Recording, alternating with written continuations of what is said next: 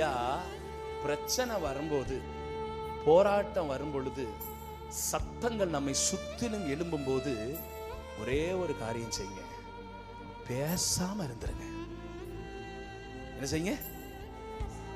மௌனம் ஒரு மிகப்பெரிய ஆயுதம்.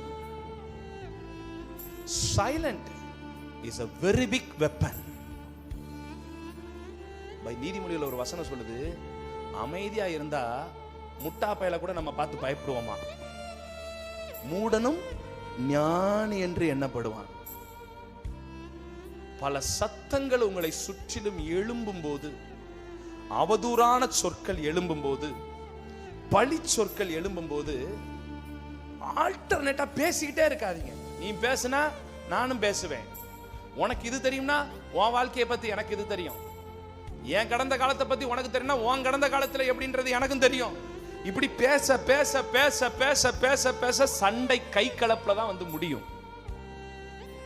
ஆண்டவர் சொல்றாரு, இன்னைக்கு நமக்கு கற்றுக் கொடுக்கிறாரு. போராட்டங்கள் எழும்பும் பொழுது, பிரச்சனைகள் எழும்பும் போது, வார்த்தைகள் தடிக்கும் போது நீங்கள் செய்ய வேண்டிய ஒரே ஒரு காரியம், மௌனமாயிருங்கள்.